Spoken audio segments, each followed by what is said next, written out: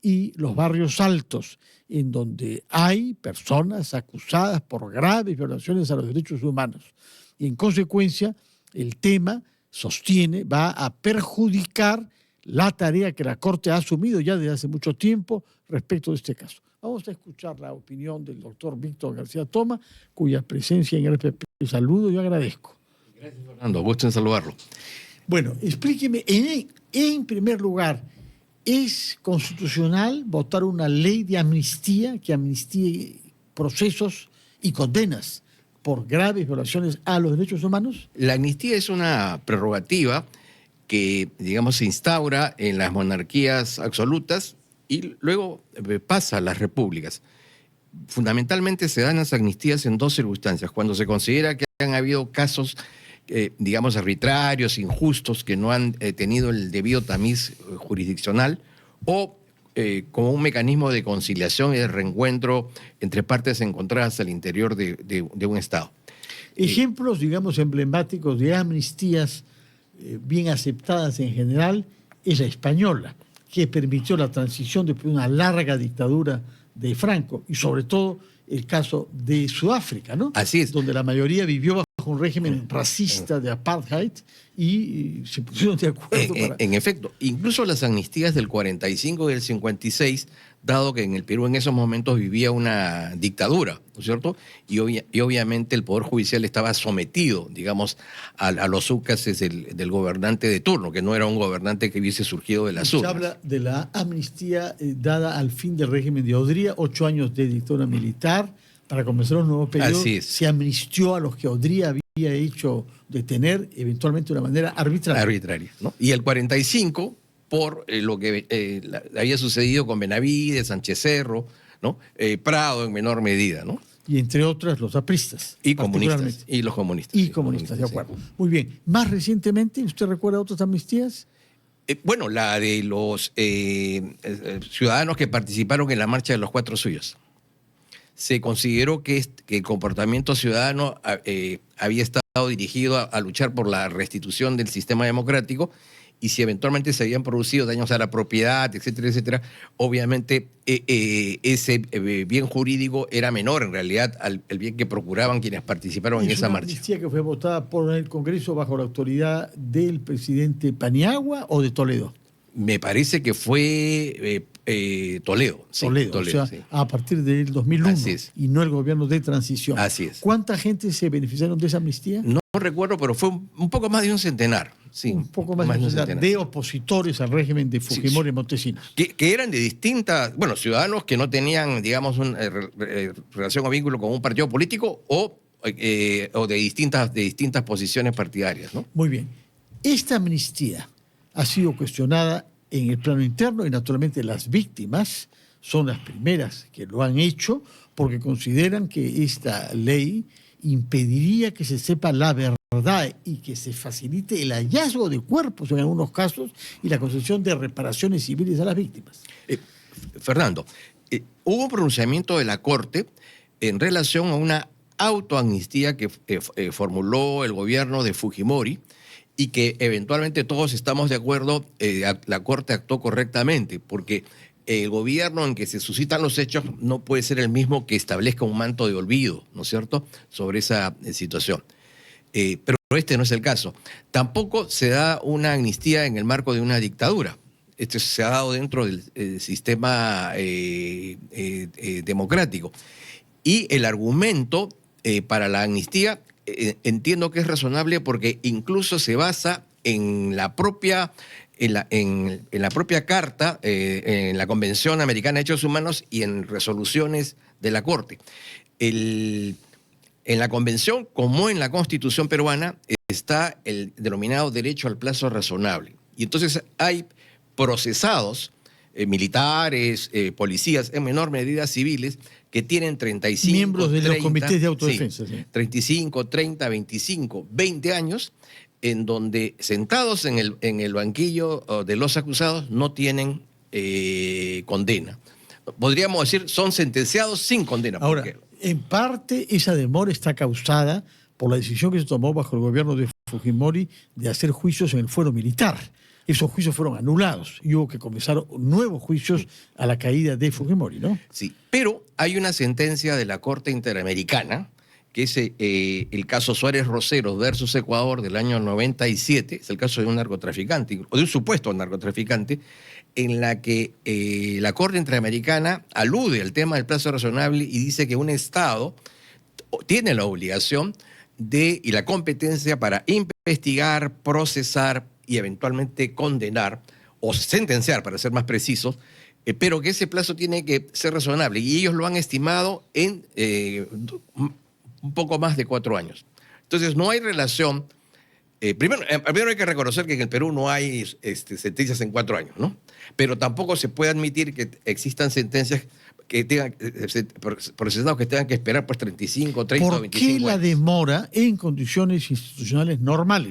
No digo la demora causada porque se anularon los juicios de la época de Fujimori por haber sido hechos hasta el fuero militar, ¿no? Normalmente, usted dice no hay juicios penales que puedan acabar en menos de 4 años. ¿Por qué? Fundamentalmente porque nuestros códigos son ultra garantistas y en segundo lugar por las deficiencias propias tanto en el Ministerio Público y el Poder Judicial. Y un tercer elemento que es sustancial y que creo que tiene que ver con este caso es el miedo a decidir. Porque lo que está en juego finalmente aquí es si se aplica o no se aplica la regla de prescripción, si se aplica o no se aplica los criterios de los crímenes de lesa humanidad. Y los jueces no quieren resolver, tienen miedo de resolver, tienen el temor de entrar en una malquerencia con un sector de la ciudadanía. Bueno, ahora bien, este tema ha llegado a la Corte Interamericana. Explíquenos por qué. Es que la Corte Interamericana es competente, precisando que somos miembros de la Corte como ejercicio de una decisión soberana.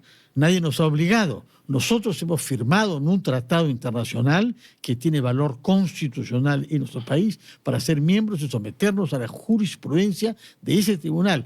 Tanto es así que hace pocos meses hemos presentado y ha sido admitido como juez de esa corte a un compatriota, Alberto Boreo Díaz, claro, que usted conoce bien y que ha sido un hombre con larga trayectoria política en el Perú.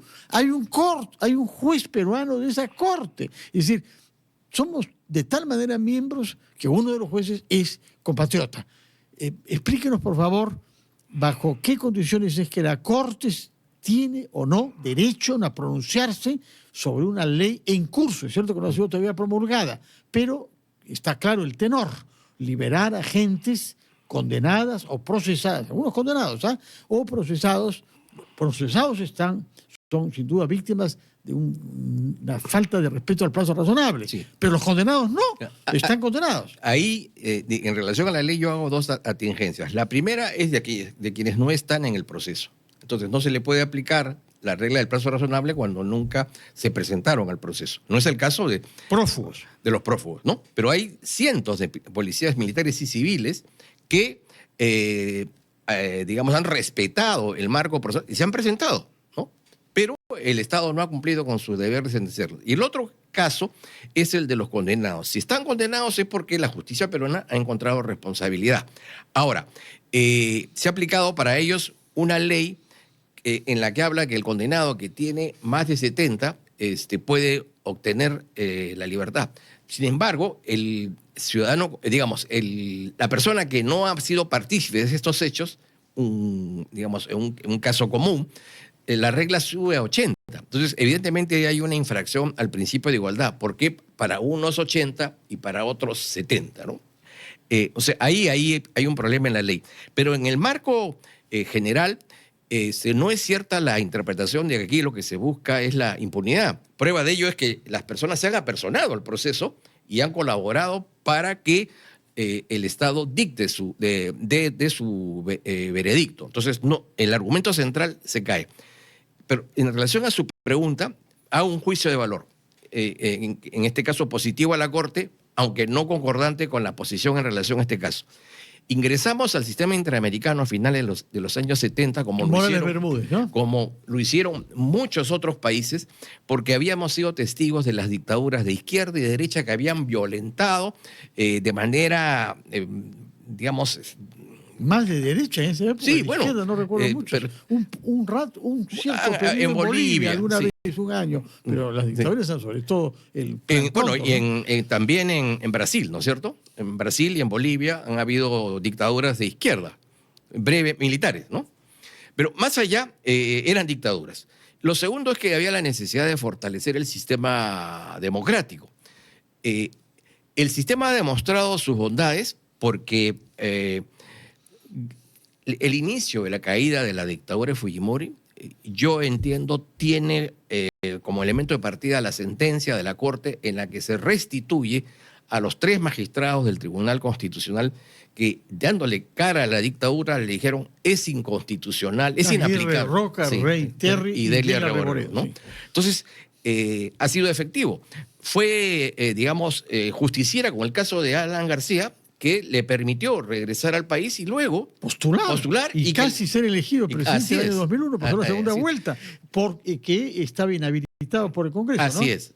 Y luego, recientemente, la propia presidenta ha intentado acudir al sistema interamericano cuando... acudió directamente, acudió. Es que intentó, Sí. solicitó que sea garantizada en sus derechos a ser vicepresidenta y ministra cuando estaba siendo objeto de una investigación en el Congreso por ser a la vez ministra y presidenta de una institución privada como el Club Apurímac, ¿no? Y luego hay cientos de casos, digamos, cientos de personas que se han beneficiado con digamos, la restitución de sus derechos laborales, ¿no?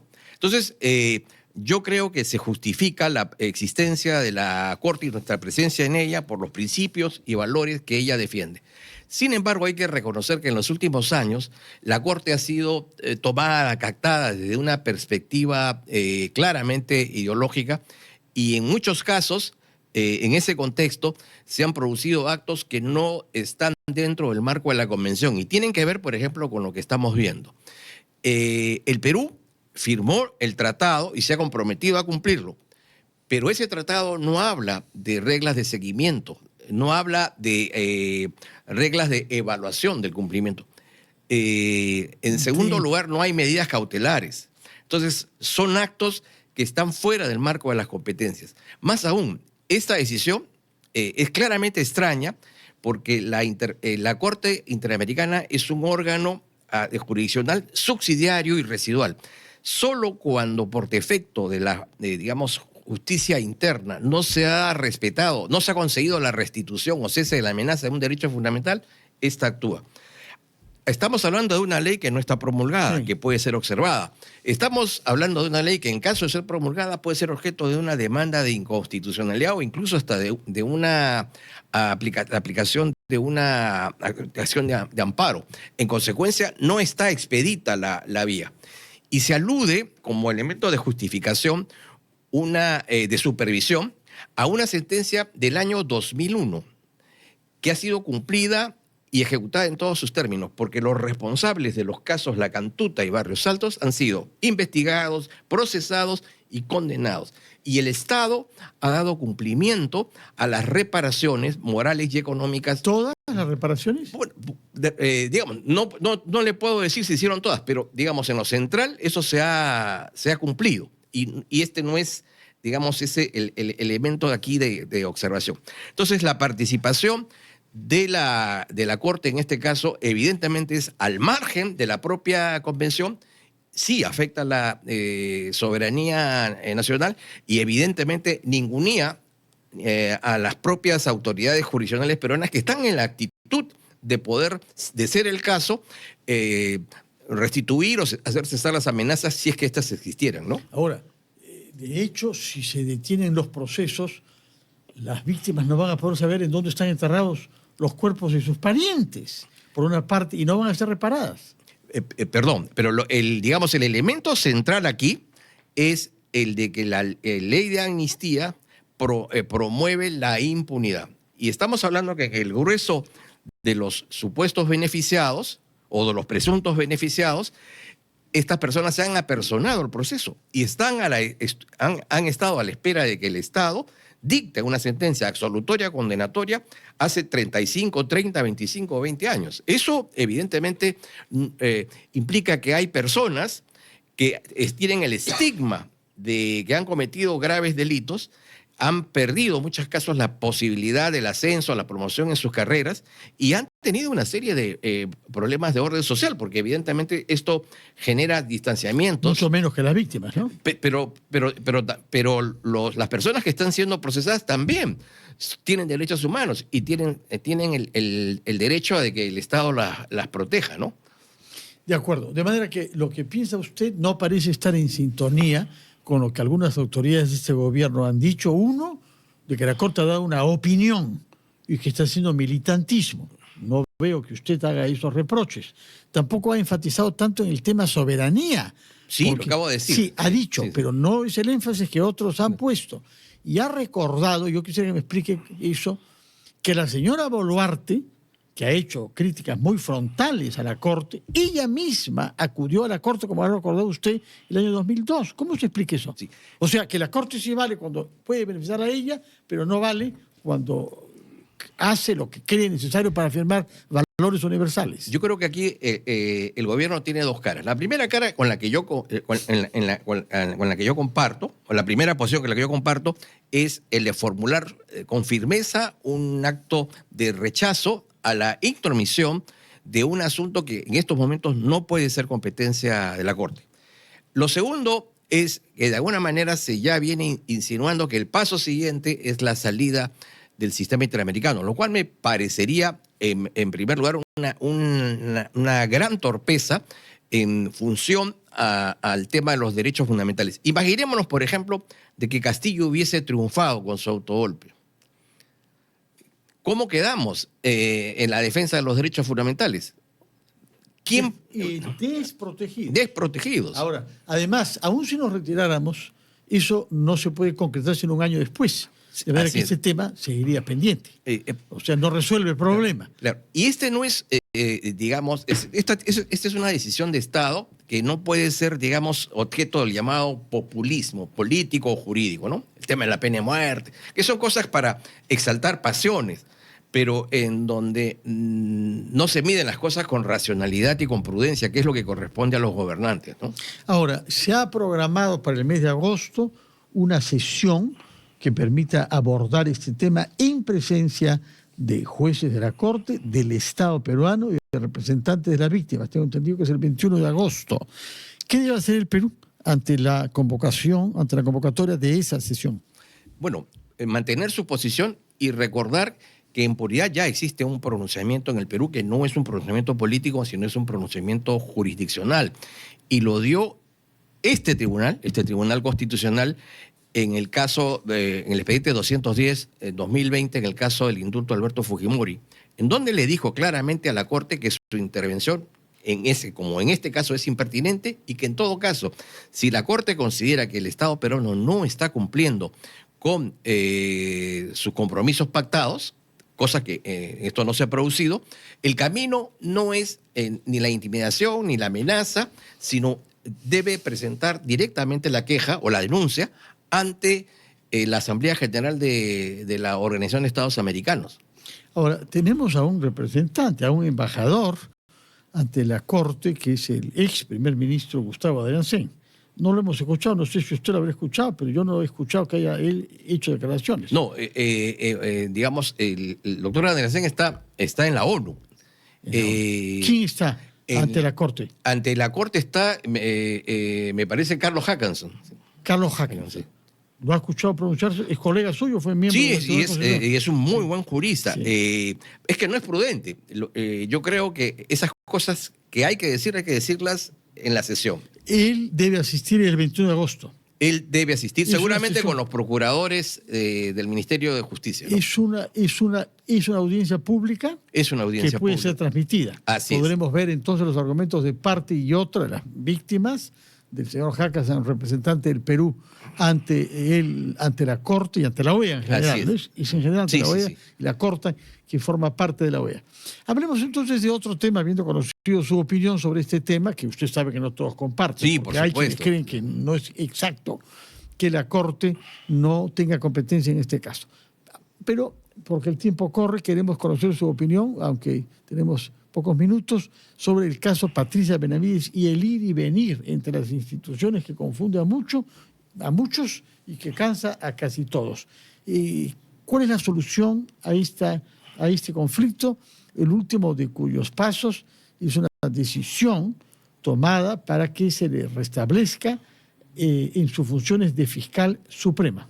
Yo creo que la primera responsabilidad que tiene un funcionario público, sea de cualquier jerarquía, máxime, si tiene una jerarquía significativa importante, es respetar el principio de legalidad. Hubo una determinación, buena, mala, correcta o incorrecta, de la Junta Nacional de Justicia, que hay que cumplir, lo que no implica... Si es que se comunica de una manera correcta, sí, pero que creo que no se hizo nunca, ¿no? Eso es discutible, sí. Pero en todo caso, una decisión mal dada o mal aplicada debió ser objeto de una impugnación, que es el camino que siguió la señora Benavides en este caso. Eso no lo hizo la fiscal de la Nación y, bueno, realizó algunos actos que realmente son poco atendibles, son poco decorosos, ¿no? Esto de cortar la luz, hacer esta mesada, velada, en fin. También del otro lado hubo una presencia por inopinada de bastante gente que no se quiso identificar para entrar, ¿no? Y luego, ahora se plantea una suspensión, aquí vino lo curioso, ¿no? Se plantea una suspensión para alguien que no está en el ejercicio de la función y que es una aforada, y cuya el Ministerio Público presenta una denuncia ante el Congreso. En ese momento, quien ejerce la competencia del caso es el Congreso. No cabe la posibilidad de ninguna acción judicial del Ministerio Público en tanto el Congreso... Pero el Congreso decidió archivar esta denuncia y el tema no estaba. Eso es lo que ha resuelto justamente de una manera muy extraña. No. Los congresistas que habían mostrado una actitud mayoritaria favorable a la señora Patricia Benavides, de pronto decidieron archivar. Pero fíjese, para permitir que la justicia se pronuncie. Pero fíjese, el juez San Martín, que digamos, no es, digamos, santo devoción del sector que defiende a la señora Benavides. ¿Cómo? Hay un sector que defiende. Yo pensé que era la objetividad pura que los defiende y no un sector. No. Porque más bien ellos hablan de otro sector. No, bueno, pero nunca se reconocen ellos como siendo parte de un sector. Usted reconoce que hay dos sectores. Bueno, hay quienes plantean que ha habido una arbitrariedad con la señora Benavides y hay otros que sostienen que el comportamiento del Ministerio Público es ameritaba una... ¿Qué es lo que ha dicho? Pero esto es lo que ha resuelto... ¿Qué es lo que ha dicho el señor San Martín? Porque tampoco es que se ha pronunciado sobre el fondo. Pero se ha pronunciado sobre lo concreto. Es decir, ¿qué ha dicho?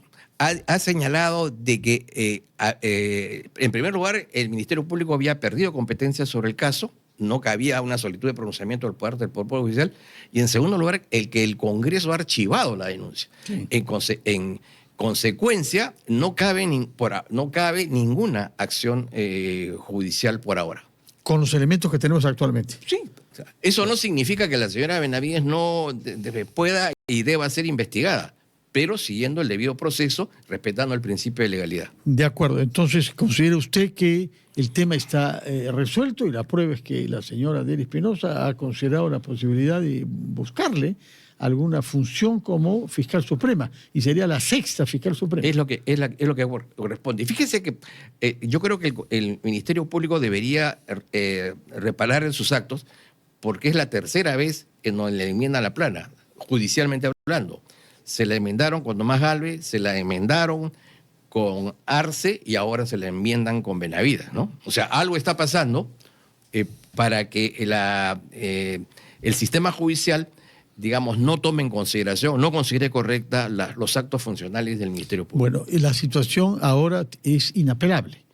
De la parte de la Fiscalía ya no cabe impugnar, no hay sino que en 24 horas, ¿no? Parece que ha dicho eso. Ahora creo que hay un requerimiento, pero sí. Lo central es que horas más, horas menos, lo importante es que pacifiquemos el tema. Verdaderamente. Regresemos a los casos. ¿Cuándo es que se cesó de solicitar que sea reincorporada como fiscal de la Nación? Porque ahora de lo que se trata es reincorporarla como fiscal suprema, una entre 6. No, la señora Benavides, hasta donde yo le he escuchado, reconoce de que, digamos, el tiempo para el cual ella fue elegida como fiscal de la Nación... No, en un momento dado claramente dijeron que había que resarcirla de todo el tiempo que no había podido ejercer. Eso lo dijeron, algunos abogados. Pueden haber reparaciones civiles. No, reparaciones en el sentido que el tiempo debía contarse para devolverle lo que había sido privada.